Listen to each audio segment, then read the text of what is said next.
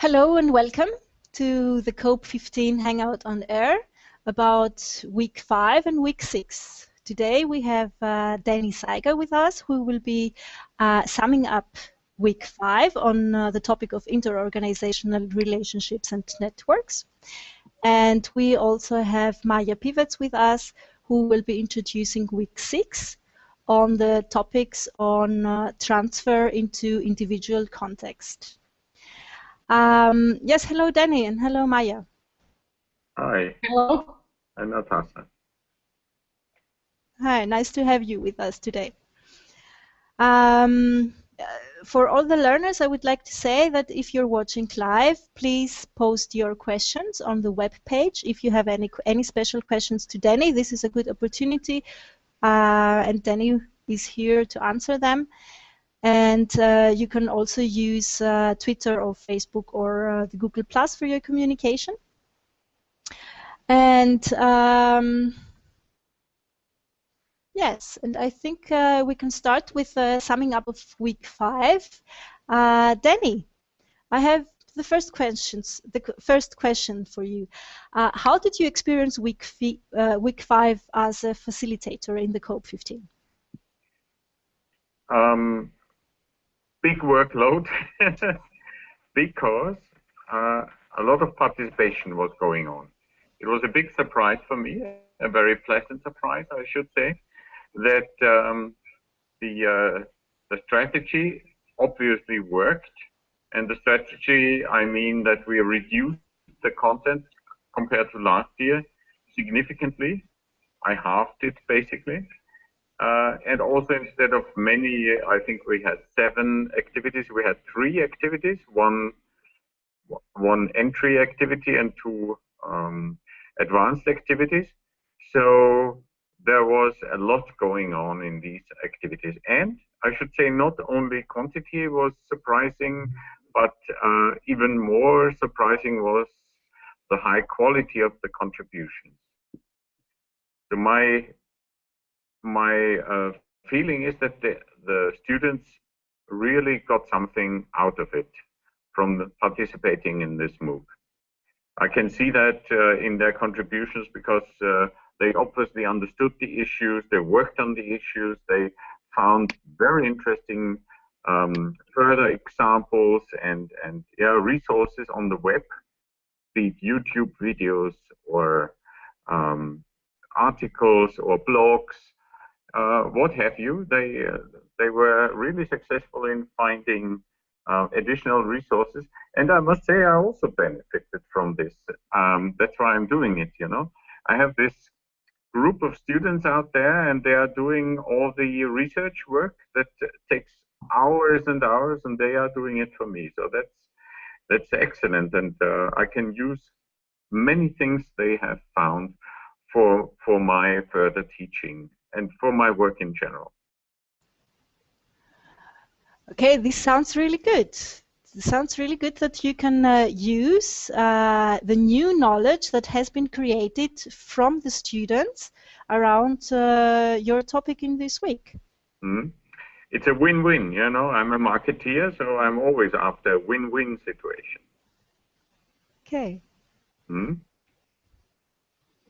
And I also think that the subject, especially I mean, we started with supply chains and extended supply chains and networks. And also here, although I thought it would be a rather basic start, but I recognize that for many students, this was an interesting case to look into how complicated the production processes of the supply chain, the total supply chain of fairly simple products are, like jeans, for instance. That was the example I gave. A very nice video by, I think, an American professor and on YouTube, and he demonstrated that a simple pair of jeans is moved through 9 countries before it ends up in the hands of the consumer, which also raises not only how to say, efficiency and cost questions, but also ethical questions, of course, and these were also discussed. But not only that, the second part, and for me the more advanced part, is about business ecosystems. And that's a term that is more and more widely used. I illustrated this in my introduction with an engram from Google. And funny enough, a student then posted another resource where somebody else in a blog, I saw this I think yesterday, half a year ago, had posted exactly the same engram and compared it, like I did, with the term core competence, because that's another buzzword in strategy, in strategy and marketing, and and it shows that core competence sort of has reached its peak, while business ecosystems is still being used and more widely used, and all derivatives thereof. Ecosystems is also discussed in terms of innovation, so how companies innovate together with other companies, together with their customers. So it's a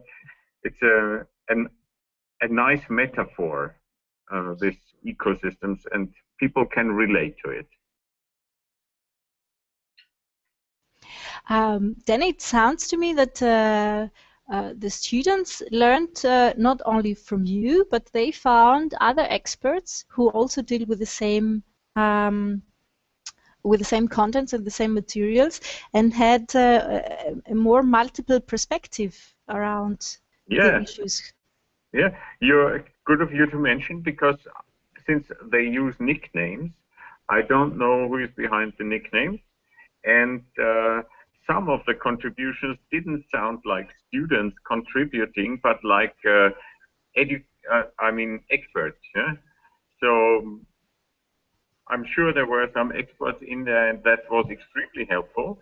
I read the contributions and I found it excellent. Yeah, so you are right. Students not only learned from the material I gave them, actually that was the smallest part. They learned most from the materials that other students or they themselves discovered, and from the feedback they got from the experts who were also participating. Mm-hmm.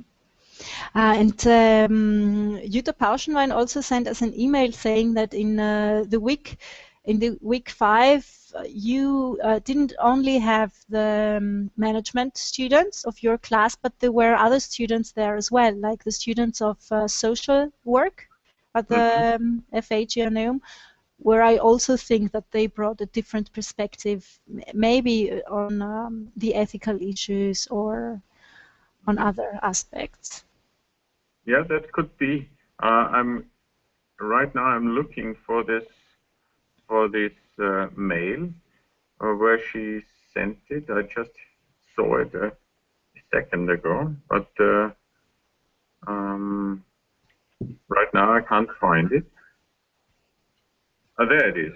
Yeah, we have 54 students from the bachelor program, 9 from the master program, management in emerging markets, 1 from the exchange program, and this one I recognize by name. She was from India. And then we have 16 from the master program in Kapfenberg, where I also teach, and 7 IND, I don't know what it is. 5 SAM. That's us, Danny. Information design. Information design. Yeah. Okay, very good.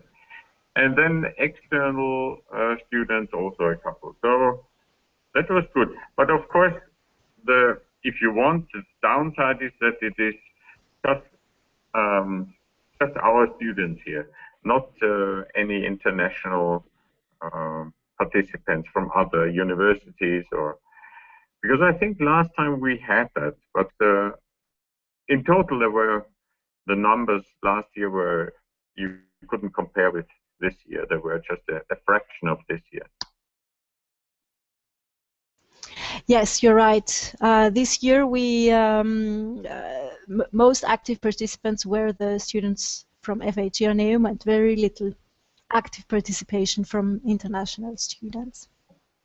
Danny, I just watched all of our online channels like Google Plus and Facebook community and the webpage, and I didn't find any specific questions addressed to you. It's a good sign. It's a good sign. Yeah, all the questions are answered. Although I think learners' questions always enrich the discussion and bring different ideas into the discussion. But I had a second question for you, and this was about your expectations and whether they have been met. But I think you already answered that. I think you already said that it has been a very high quality and a very high quantity of interactivity as well. It exceeded my expectations, both in quality and quantity. Yeah, you can say that. Okay. Would you like to, do you have something to say to your learners before we close up and sum up week 5? Well, I have to say thank you for doing my work. Yeah. And well, seriously, I'm very glad. I'm very happy about the significant contributions. I'm still reading them, so I have not been able to read all of the postings. So I will keep on reading them. I will also be, as I said before, I will be able to use a lot of the material in my further teachings and also a little bit in research. But most of all, I hope that the students, the learners, got through this MOOC a new, or how should I say, that I was able to introduce a new issue, a new subject to them in a way that got them interested in it. This business ecosystems, as I explained before, is a hot topic, still is, very useful concept, and I think it is not often taught. There is some discussion, some debate, there are articles, etc. But it's in business schools or in universities, it's usually not being taught. So I think we are on the forefront with this. I'm quite sure, and therefore I hope that the students are happy to that they have got the chance to look at it and to understand it. Okay, Danny, thank you very much. Thank you very much for being here with us today. Thank you very much for facilitating week 5. Thank you, Natasha, for this excellent, how to say, stewardship of the course. Yeah? You're the lady in the background that makes sure that everything works smoothly. And thanks for that. Thank you, Danny. Thank you very much. Jutta Pauschenwein, I have to mention her too, because she's doing a really hard work. Give her my regards. I will. Bye, Danny. Bye. Bye. Bye, Danny. Bye, Maya. All the best for your week. Thank you. Thank you. So for us, it's still all the work coming. Yes. Okay. Hi, Maya. What about introducing the learners to week 6, transfer into individual contexts? This is one of the most important weeks of the MOOC, isn't it? Yes, I think it is, because this reflection or thinking about what you learned and how you could use this for your further career or maybe a work environment, job application, simply to advance your skills in general, it's very important. So it's important to take time for that and also allocate some activities. That's why I think also we designed from the didactical point of view this MOOC in a way that at the end there is the entire week devoted to reflection phase, to a reflection and transfer into your learning or work environment. Mm-hmm. So we have 4 activities. I guess I can present them shortly. Yeah? Please, please. Okay. So there is the activity 6.1 is the basic activity. and I would advise you to start with it. Think about personal development plan in the area of global collaboration.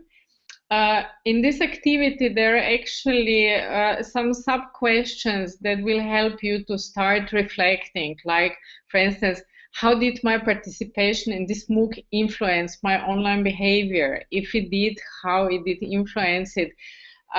Where and what were my favorite ways to learn? I think this is very important also for your future to think about it. Okay, which type of learner I am? How can I optimize ways to get quality information?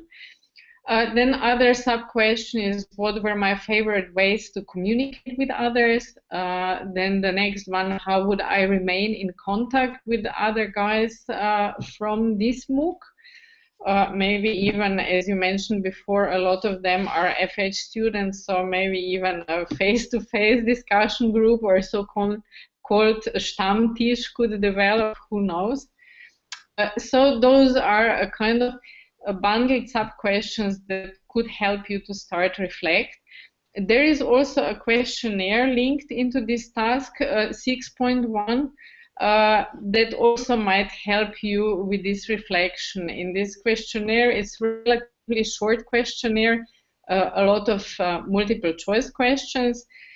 You reflect also about different media, about preferences in your activities, and so on and so forth. And there are also some questions related to future content, so maybe this could be also input for us if we want to create another MOOC to think about, okay, what our students would like to learn next with the MOOC. So please take this 10 minutes, I think, more or less, to reply to this questionnaire and provide us your insights and feedback. So this is the entry activity. Then the second activity, 6.2, is so-called advanced activity, where you can elaborate your footprint of emergent learning. That is a special way to visualize your learning in this MOOC.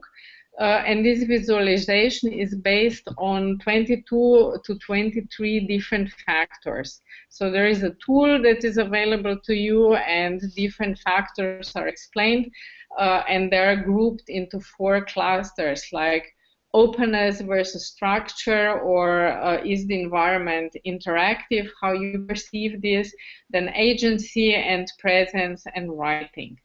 Last year, I know there were 16 people that developed their personal footprint.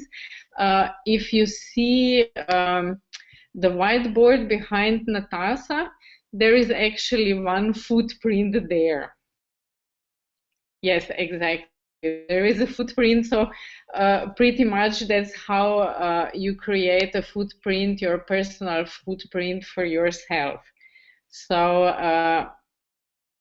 I think we would be very glad if some of you would do that. Yes. So that would be advanced task. Jutta will also help you with this task, and me and Jutta, we will both be online to support you with this reflection phase. Then the 6.3 task is, I think, very important for concluding this period of online learning. It's saying goodbye. So if you are somewhere visiting someone, after end of visit, you say goodbye. It was really nice to meet you, and you go and conclude the visit. And similar is also in the online space. So I think it's very important to say other people how much we appreciated their contribution to our learning, what we experienced, share something nice with them, something unexpected. Yeah. So this would be the third task, and the fourth task is designed for those who want to get a badge. So this task is a kind of devoted up to some paragraphs to think about your learning experience in general. Then also you have to provide a list of your activities, because one of the challenges for you that are doing the badge was to make your learning visible to others, either in form of Facebook comments or in form of Google Plus community or website comments, things like that. Now it's time for you to put all these activities kind of together in a short report form. I think in this task there are very specific guidelines also and like hints how to do this report in very efficient way. But if you have some questions, some doubts, don't hesitate, just ask us. So I think that's pretty much about how the week is structured. There are just 4 activities. More or less, there is nothing new. It's just to think about what you learned, what you achieved, how you did this, and to put this somehow in a very structured way. Also for you on a piece of paper, but also for your co-learners in form of forum post reflections. Maya, thank you very much for this summary of all the activities. There is indeed quite a lot of work yet to be done now for the people who want to get the badge, but it sounds to me that the value they get out of this reflection is also very high, and that these requirements to get the badge will help learners to get the most out of the MOOC. Yes, I think so. I think so. I forgot to mention that, but I think the badge people already know that they had to be present for at least 4 out of 6 weeks. And that also there was an estimated workload between 5 to 10 hours weekly. But yeah, I think it's a good collection to think about, okay, which material did I see that is extremely valuable? Maybe which link collection did I make, my personal collection of links and materials that I can then access later, to put really all things together in a form that also not only will help you to get the badge, but think always, okay, which could be added value for myself out of this reflective work. Mm-hmm. Okay. Maya, Jutta Pauschmann and you will be facilitating the work the learners will be doing during the last week of the MOOC. What is your role as facilitators? What will you do actively to support people in their process? Well, we will be online most of the time, apart of Sunday. We will read the comments, reply. If there are some questions, of course, we will try to provide answers to those questions. There will be a kind of midweek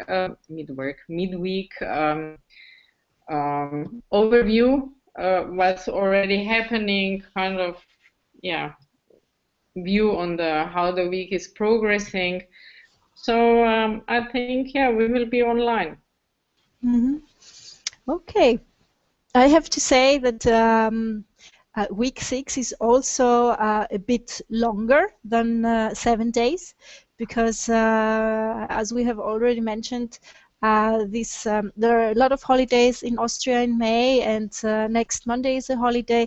So week 6 starts today and will be running until the next Thursday, which is the 20th. Until next Friday, which is the 29th of May. And our closing up and summing up Hangout video conference for week 6 will take part on Thursday, the 28th of April. Okay. And talking about deadlines, and please insert this in your calendar, for the people who want to get the badge, I think there is a deadline, a very specific deadline in the beginning of June for the submission of the reflections. Yes. Okay. Maya, thank you very much for your introduction. Is there something you want to tell the learners as a closing comment for week 6? Well, endure a bit longer, finish the work, make these last steps so your learning will be a kind of concluded. And I'm looking forward to share this time with you online. Okay. Maya, thank you very much for being here with us. This video conference is recorded for people to watch online afterwards. Yes. Thank you. Bye-bye. And see you online. Have a nice evening. Likewise, Natasha, thanks for organizing everything and see you online. See you. Bye-bye. Bye.